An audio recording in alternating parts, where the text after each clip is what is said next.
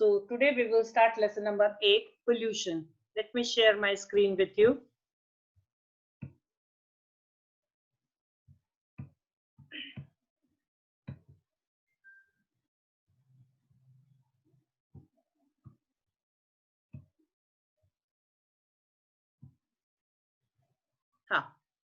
Now see.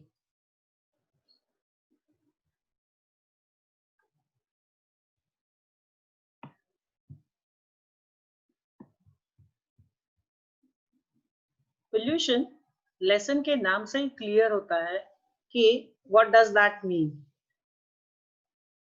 आजकल हमारे पास environment में बहुत सारे प्रॉब्लम्स आ रहे हैं. What are those basic problems? ठीक है, जैसा कि पिक्चर में दिखाई दे रहा है, एक फैक्ट्री वाला एक बहुत बड़ा सा सिटी दिख रहा है जिसमें बहुत सारा गंदा पानी बह रहा है. अगेन एक और एक पिक्चर सिटी का है जिसमें कार चल रही है, बहुत सारा धुआं निकल रहा है. एक और एक पिक्चर एक बहुत बड़ी इंडस्ट्री सेटअप का है जिसमें से बहुत सारा धुआं निकल रहा है. लेसन से सीधा रिलेट करता है कि पोल्यूशन शब्द का मतलब क्या चीज होता है एंड एनवायरमेंट की इन सारी प्रॉब्लम्स को हम किस तरह से सॉल्व आउट कर सकते हैं. ठीक है, एक और एक क्वेश्चन आता है, what should be done to overcome these problems. आजकल की ये सारी प्रॉब्लम्स को हम कैसे ठीक कर सकते हैं. आज के वातावरण में हम जो ह्यूमन बीइंग है इतने कल्चर्ड हो गए हैं, इतने एडवांस्ड हो गए हैं कि हमने अपने नेचर के साथ ही बहुत सारा खेल खेल लिया है एंड इस वजह से ही industrialisation, increasing population, mining, transportation, indiscriminate use of pesticide and fertilizers causing pollution on this earth. And in सब के कारण जो पोल्यूशन हो रहा है वो केवल वातावरण को ही नुकसान नहीं पहुंचा रहा है, but it is also affecting human being. The definition of pollution simply says contamination of natural environment that will be harmful to ecosystem is called as pollution. Now what is contamination? Contamination मतलब unwanted deposition. Unwanted deposition in natural environment. That means natural environment means air, water, soil. So deposition of unwanted things in air, soil and water is termed as pollution of air, water and soil. ठीक. Now pollution हम कहाँ देखते हैं अपने आसपास में. Let us see that. हमारे आसपास हम पोल्यूशन पानी में देखते हैं, हवा में देखते हैं, ठीक है, एंड सॉइल में देखते हैं. सॉइल में तो पता नहीं, हम सिटी में रहते हैं इसलिए बहुत ज्यादा कुछ हमको पता नहीं है. Now what is pollutant? And pollutants, these are the factors affecting natural functions of ecosystem and causing harmful effects on abiotic and biotic factors are called as pollutant. Mark the definition above here of pollution. Definition mark करो. Pollutant की definition mark करो. ऐसे सारे factors जो natural ecosystem को affect करते हैं, उनको हार्मफुल इफेक्ट्स देते हैं, जिसके कारण एक इकोसिस्टम के बायोटिक एंड अबायोटिक दोनों ही फैक्टर्स प्रभावित होते हैं. तो ऐसे सारे फैक्टर्स पोल्यूटेंट कहलाते हैं. Pollutants make the environment poisonous and unhealthy. ठीक है. नाउ पोल्यूटेंट्स जो है ये नेचुरल भी हो सकते हैं और मैनमेड भी हो सकते हैं. नेचुरल जो पोल्यूटेंट होते हैं ये टाइम बाय टाइम नेचर अपने आप पोल्यूटेंट्स को खत्म कर देती है. नेचुरल जो पोल्यूटेंट्स होते हैं ये कभी कभी नेचर से ही आते हैं एंड नेचर ही टाइम में कुछ एक सालों बाद उसको वापस से ठीक कर देती है. लेकिन मैन मेड पोल्यूटेंट्स को हम ठीक नहीं करते हैं. ठीक है. So natural materials, natural factors जो किसी भी एक वातावरण में पोल्यूशन क्रिएट करने का काम करते हैं, उनको नेचर अपने आप रिपेयर करती है. लेकिन जो मैनमेड पोल्यूटेंट हैं इनको मैन रिपेयर जल्दी से नहीं करता, इसीलिए पॉपुलेशन एनवायरनमेंट में पोल्यूशन बढ़ता जा रहा है. ठीक. नाउ अपने को सारे पोल्यूशन के टाइप डिटेल में पढ़ना है. Let us see first air pollution. Air pollution means the contamination in air, ठीक है। एयर के अंदर contamination of air by harmful substances like poisonous gases, smoke, particulate matter, microbes, etc. is called as air pollution. Mark the definition. Air pollution की definition है poisonous gases, smoke, particulate matter. कुछ एक ऐसे छोटे छोटे particles जो बहुत भारी नहीं होते कि जमीन में नीचे बैठ जाए और इतने हल्के नहीं होते कि हवा के साथ या स्मोक के साथ ऊपर उड़ जाए। ऐसे मटीरियल, ऐसे छोटे सब्सटेंसेस के पार्टिकल्स को बोलते हैं पार्टिकुलेट मैटर। माइक्रोब्स जो हवा में होते हैं, इन सारी चीजों की वजह से एयर को जो हार्मफुल नुकसान होता है, कंटामिनेशन होता है, that is called as air pollution, ठीक है। Let's see some more pictures of air pollution and let us see कि एयर पोल्यूशन किस किस वजह से होता है।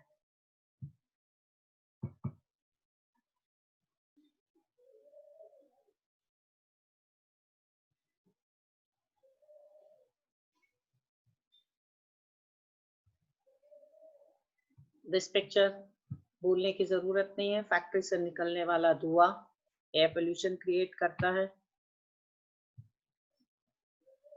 एंड किस तरह से ये एटमॉस्फेयर में इतना सारा धुआं जब जमा हो जाता है तो हवा को किस तरह से पोल्यूट करता है, ये आगे बताती हूँ मैं आपको। नाउ एयर पोल्यूशन के कारण क्या क्या हो सकते हैं। एयर पोल्यूशन के दो रीजंस है, ठीक है, natural reason and man made reason. पूरे मैंने यहाँ पर समराइज करके रखे हुए हैं। Let us see natural reason में देखो, वल्केनोस, कभी किसी जगह पर वल्केनो इरप्शन हुआ हो तो उससे निकलने वाला जो हार्मफुल गैसेस का धुआं होता है, उस धुएं में hydrogen sulphide, sulphur dioxide, carbon dioxide, ammonium chloride and hydrogen vapours जैसी गैसेस, हार्मफुल गैसेस जो है ये एटमॉस्फेयर में चली जाती हैं एंड एटमॉस्फेयर को पोल्यूट करती हैं। जंगल में लगने वाली बड़ी बड़ी आग जिसको वाइल्ड फायर्स बोलते हैं, फॉरेस्ट फायर बोलते हैं, इस फॉरेस्ट फायर के कारण भी इतनी सारे अमाउंट में जब जंगल में आग लगती है तो ट्रीज से निकलने वाला धुआं, carbon dioxide and carbon monoxide atmosphere में जमा होते हैं, ये भी एयर को पोल्यूट करते हैं, ठीक है। बारिश के समय में जब लाइटनिंग होती है तब ये लाइटनिंग भी कई बार एयर का पोल्यूशन करती है, क्योंकि लाइटनिंग से नाइट्रोजन गैस जैसी गैसेस जो होती हैं इसके ऑक्साइड बनते हैं एंड ये नाइट्रोजन के ऑक्साइड एटमॉस्फेयर में गैसेस फॉर्म में रह जाते हैं। Then, जब अर्थक्वेक आता है तब अर्थक्वेक के कारण क्या होता है, बहुत सारी हार्मफुल गैसेस जो अर्थ के नीचे दबी होती है वो क्रैक्स से बाहर निकल जाती है विद वाटर वेपर एंड ये भी कुछ अमाउंट में एयर पोल्यूशन करती है। साइक्लोन, डस्ट स्टॉर्म, ठीक है, हल्के फुल्के जो हवा में उड़ने वाली ये चीजें जो होती हैं, इस वजह से डस्ट के स्टॉर्म भी एयर पोल्यूशन का काम करते हैं। एंड इसके अलावा जो माइक्रो ऑर्गेनिज्म जो नेचर में रहते हैं, ये माइक्रो ऑर्गेनिज्म भी नेचुरल रीजन है एयर को पोल्यूट करने का। इसके अलावा नेचुरल रीजन के अलावा जो मैन मेड रीजन है ये बहुत बड़ा हिस्सा रखते हैं एयर पोल्यूशन करने के लिए। तो एयर पोल्यूशन में आप मैनमेड फैक्टर्स में देखने जाओ तो सबसे बड़ा कारण जो है that is burning of fuel. Then factories and chimneys से निकलने वाला धुआं, हमारे घरों में जो फ्यूल जलाते हैं उससे निकलने वाला धुआं, मोटर व्हीकल से निकलने वाला धुआं, इन सब में carbon dioxide and carbon monoxide जो होते हैं, इसमें जब जलता है तब ये गैसेस एटमॉस्फेयर में रिलीज होती हैं। Industry, power plants, sewage treatment plants, इनसे भी निकलने वाला जो गैसियस धुआं होता है, ऑयल एंड गैस जो जमीन से निकाले जाते हैं उसके ऊपर ऑयल एंड गैस, कुएं के ऊपर जो गैस जलती रहती है उससे निकलने वाला धुआं भी किसी न किसी तरह से एटमॉस्फेयर को पोल्यूट करता है। इंडस्ट्री से निकलने वाला स्मोक, एटॉमिक एनर्जी से निकलने वाला धुआं, उसके कारण एटॉमिक एनर्जी में, एटॉमिक प्लांट्स में जो ब्लास्ट होते हैं या एटॉमिक ब्लास्ट होते हैं उससे निकलने वाला यूरेनियम, थोरियम जैसे गैस रेडिएशन का धुआं भी एटमॉस्फेयर को पोल्यूट करता है, ठीक है। छोटे छोटे एग्जाम्पल से आपको क्लियर होगा यहाँ पर कि किस तरह से चीजें पोल्यूट होती है, एयर को पोल्यूट करती है। These are some causes of air pollution.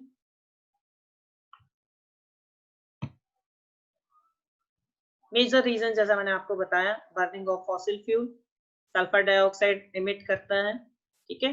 Coal, petrol और अदर फैक्ट्री कंबस्टिबल सब्सटेंसेस जब वहां जलाए जाते हैं तो उससे एयर पोल्यूशन होता है।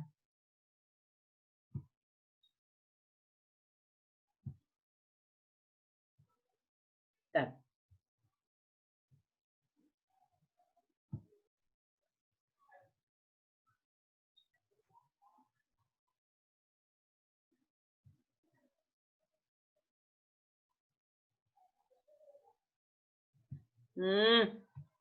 Who is this? Don't do that.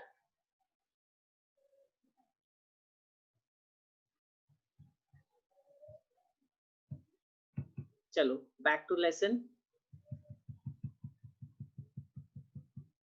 Air pollution के रीजन जो हमारी बुक में दिए हैं उसको देखते हैं। एयर पोल्यूशन के दो रीजन अपने बुक में दिए हुए हैं, manmade region and natural region, ठीक है।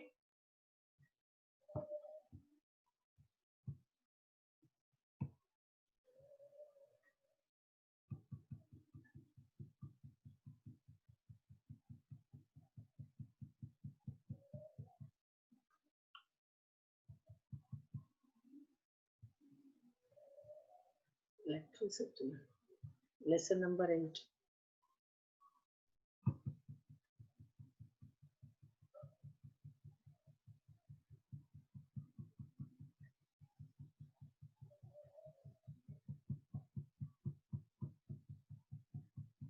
हाँ,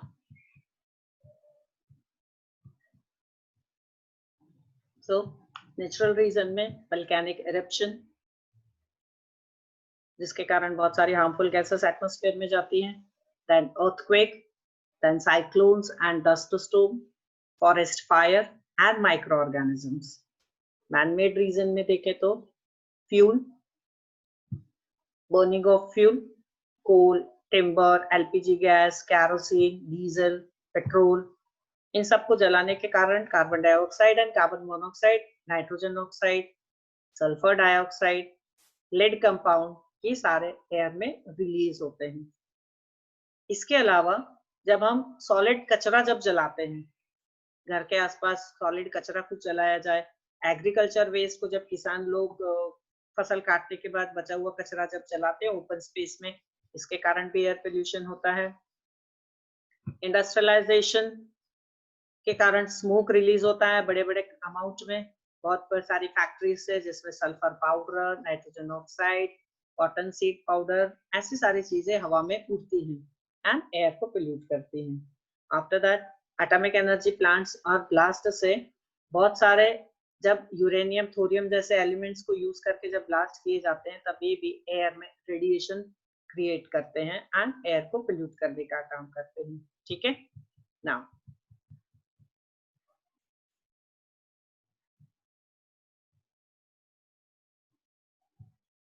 Now let's see this table, discuss this table. इस टेबल पर बेस्ड बहुत सारे क्वेश्चंस आपको आ सकते हैं। एयर को पोल्यूट करने वाले एयर पोल्यूटेंट्स मींस ऐसी चीजें जो एयर को पोल्यूट करती हैं। सल्फर डाइऑक्साइड आता कहाँ से? ऐसी फैक्ट्रीज जहां पर कोल एंड मिनरल ऑयल जलाने में यूज किए जाते हैं एज अ फ्यूल। इसके इफेक्ट क्या होते हैं? इरिटेशन ऑफ आईज, आंखों में जलन, रेस्पिरेटरी ट्रैक्ट में प्रॉब्लम, रेस्पिरेटरी ट्रैक्ट में हमारे छाती और गले में एक्सेस कफ जमा हो जाना एंड ब्रीदिंग में प्रॉब्लम क्रिएट होना। देन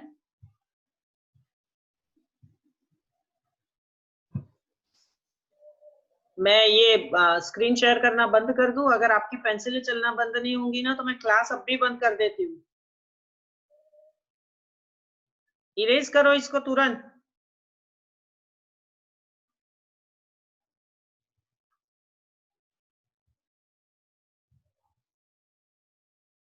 नहीं तो मैं क्लास ही अभी बंद करती हूँ आपकी।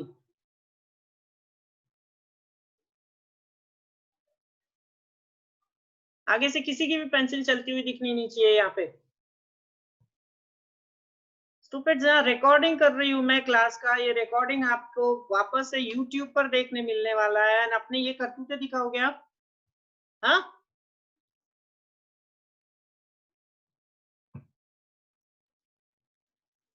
Now, another air pollutant is carbon monoxide.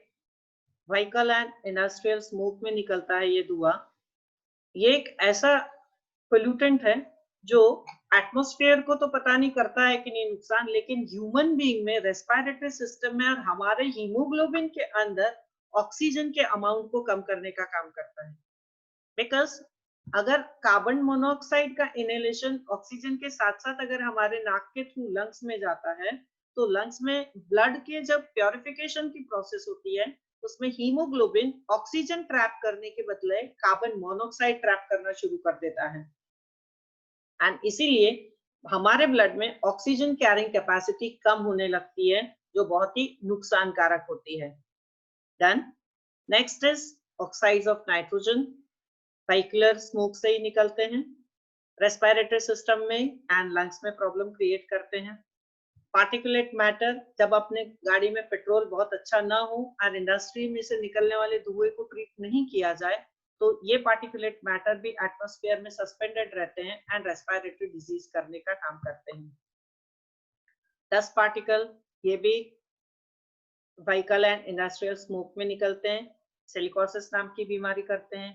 बहुत सारे ऐसे पेस्टिसाइड होते हैं जो स्प्रे करने के कारण एटमॉस्फेयर में ही रह जाते हैं, एंड ये पेस्टिसाइड अगर प्लांट्स के पेस्ट को मारने का काम करते हैं, उनको नुकसान पहुंचाते हैं, तो ये हमारी बॉडी को भी नुकसान पहुंचाते हैं। Obviously mental weakness, death due to prolonged exposure. अगर किसी व्यक्ति को बहुत लंबे समय तक वो नाक में इनहेलेशन होता रहे, बहुत दिनों काफी टाइम तक अगर वो ले, तो उस पर्सन की डेथ भी हो सकती है। देन मीथेन, इंडस्ट्री में अगर लीकेज से ये गैस एटमॉस्फेयर में चली जाए, तो ये बहुत ही ज्यादा पॉइजनस होती है, स्किन कैंसर का काम करती है, asthma and respiratory diseases create करती है। ठीक, now effects of air pollution on animals and plants. Let's see that. Plants के अंदर जो छोटे छोटे स्टोमेटा होते हैं, जिनको प्लांट की नाक कहते हैं, एक्सेस एयर पोल्यूशन के कारण वो सारे पोल्यूटेंट अगर प्लांट्स के सेल में डिपॉजिट हो जाए, तो उसके स्टोमेटा क्लोज हो जाते हैं, प्लांट की नाक बंद हो जाती है। तो प्लांट की नाक अगर बंद हो जाएंगी, तो उनके ब्रीदिंग में प्रॉब्लम होना शुरू हो जाएगी, एंड इसी वजह से जो फोटोसिंथेसिस है, इसका रेट भी कम हो जाएगा, प्लांट की ग्रोथ रिटार्ड हो जाएगी, कम हो जाएगी, एंड लीव्स जो है वो पीली होकर के गिर जाएंगी। एनिमल्स के अंदर ऑब्वियसली एयर पोल्यूशन है, तो सबसे ज्यादा प्रॉब्लम क्रिएट होगा, that will be respiratory system का, एंड दूसरा प्रॉब्लम जो क्रिएट होगा, that will be in your eyes, eyes में इरिटेशन एंड रेस्पिरेटरी सिस्टम में प्रॉब्लम्स, एंड उस पर एडवर्स इफेक्ट होते हैं एयर पोल्यूशन की वजह से। Now effect of air pollution एक बहुत बड़े डिस्कशन का सब्जेक्ट, कि प्लांट्स एंड एनिमल्स के ऊपर होने वाला ये इफेक्ट अगर लॉन्ग टर्म रहता है, तो ये एटमॉस्फेयर में एनवायरमेंट को कितनी बुरी तरह से नुकसान पहुंचाता है। इसके दो चीजें अपने को देखनी है, that is depletion in ozone layer and green house effect के साथ global warming.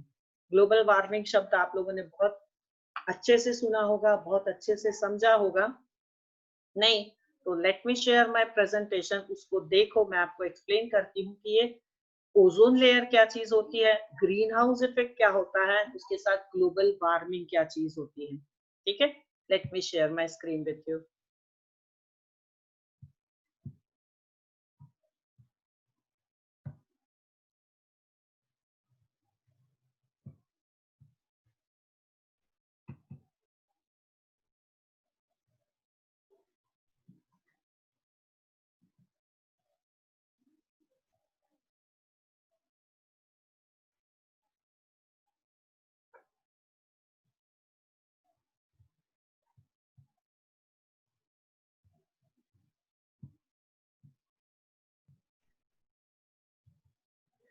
Please don't do that, these stupid things.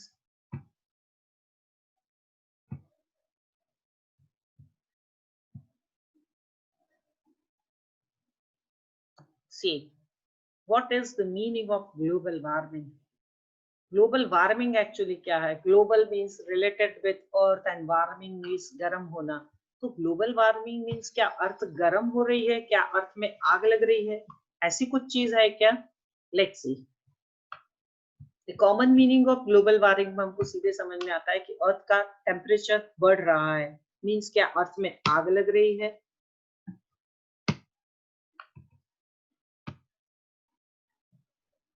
नहीं, तो क्या अर्थ को बुखार आया है? ऐसा कुछ हम समझे कि अर्थ का टेम्परेचर बढ़ रहा है तो अर्थ को बुखार आ रहा है? नो। इस चीज को समझने के लिए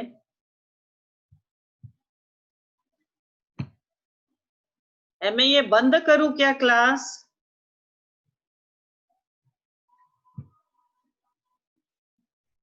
बंद करूं क्लास?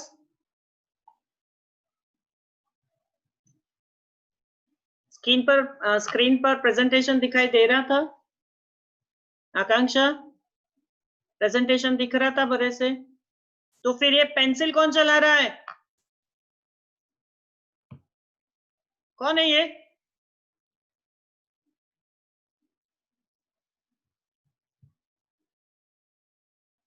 See again.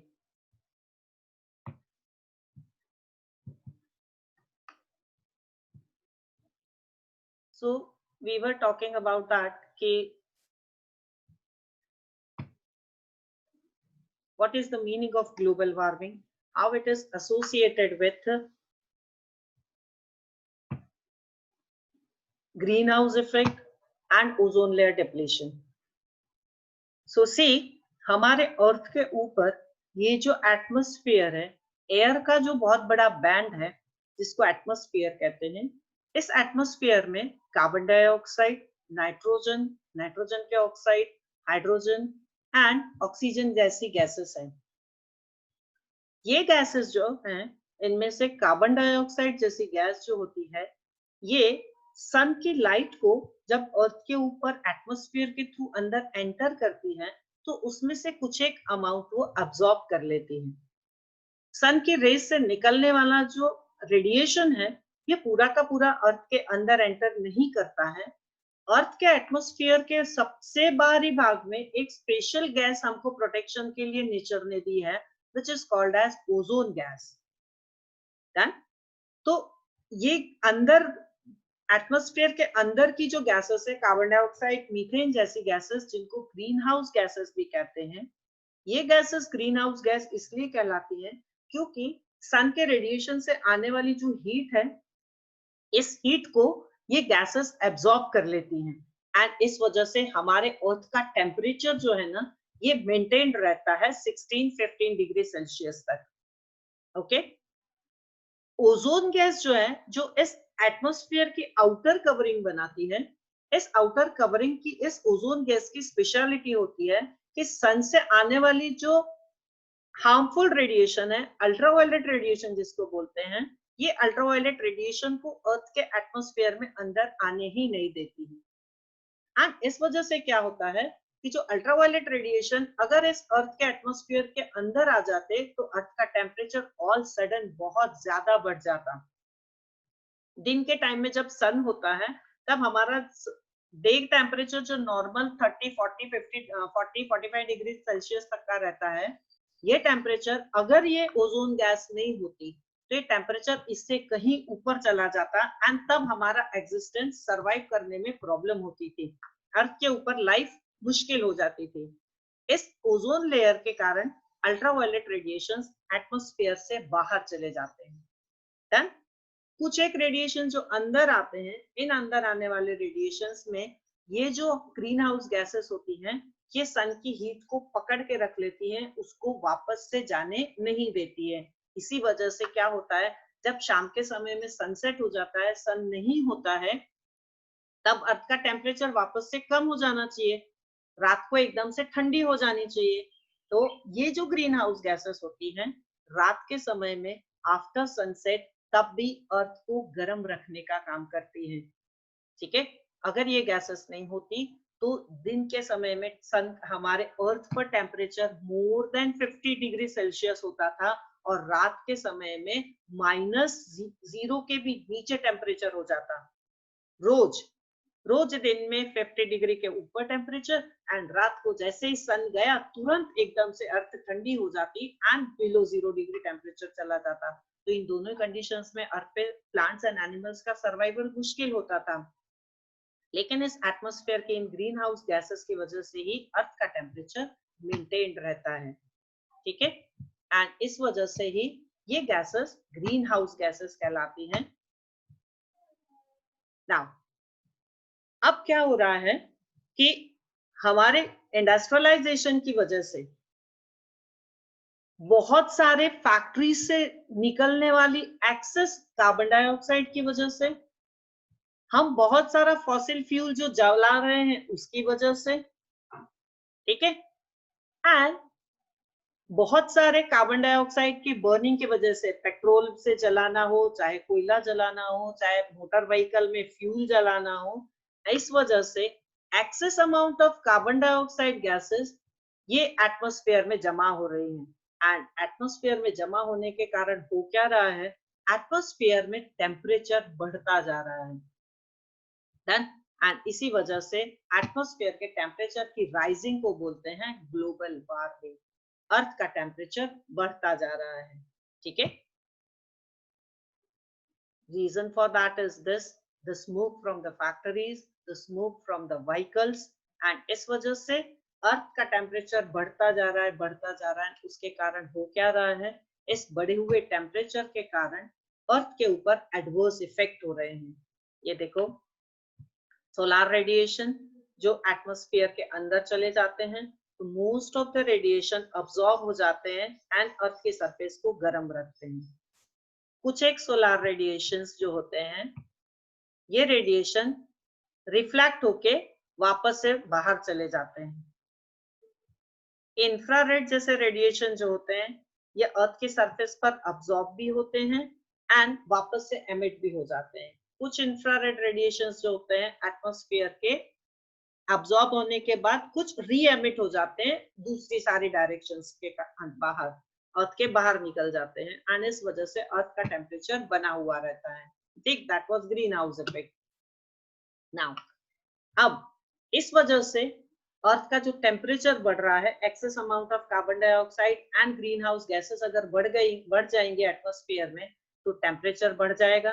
ना टेम्परेचर बढ़ने के कारण हो क्या रहा है हमारे अर्थ के ऊपर, एनिमल्स एंड बर्ड्स जो हो रहे हैं इनके लाइफ साइकिल में चेंजेस आ रहे हैं। माइग्रेटरी बर्ड्स को समझ में नहीं आ रहा है कि बहुत ज्यादा ठंडी है कि गर्मी है। पहाड़ों पर बर्फ जो है वो कम होती जा रही है। बारिश कम होने की वजह से ड्रॉट, सूखे जैसी कंडीशन हो रही है एंड जंगल में आग लग रही है। ठीक है, प्लांट्स की लाइफ साइकिल में भी चेंजेस हो रहे हैं। समुद्र का पानी गर्म होता जा रहा है एंड समुद्र बर्फ के पिघलने के कारण जो है समुद्रों का सी लेवल जो है वो बढ़ता जा रहा है। समुद्र के अंदर रहने वाले जो कोरल्स हैं वो डैमेज हो रहे हैं। तूफान इतने ज्यादा तेज होते जा रहे हैं क्योंकि रेन एंड स्नो के पैटर्न बदलते जा रहे हैं।